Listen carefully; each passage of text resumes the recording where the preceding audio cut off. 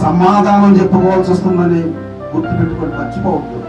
ఏదోలే కూర్చున్నాను, 2 మాటలు వినేసాను, కుదరదు. లాజరు చనిపోయాడు, ధనవంతుడు చనిపోయాడు, పేదవాడు చనిపోయాడు. ఎక్కడున్నాడు? అబ్రహాం వద్దనున్నాడు.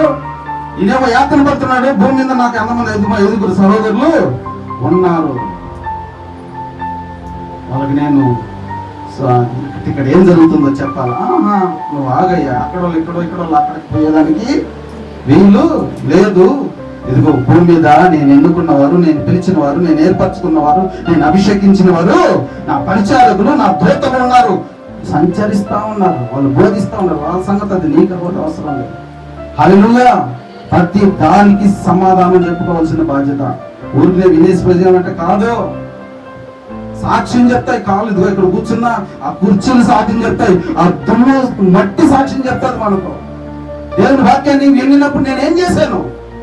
దాన్ని సద్వినియోగం చేసుకున్నానా, గ్రహించానా, అర్థం చేసుకున్నానా? నాకు ఆ భయం, దేవుని భయం నాలో ఉందా? దాన్ని వెంబడిస్తున్నానా? దాన్ని ఎక్కడ విడిచిపెట్టాను?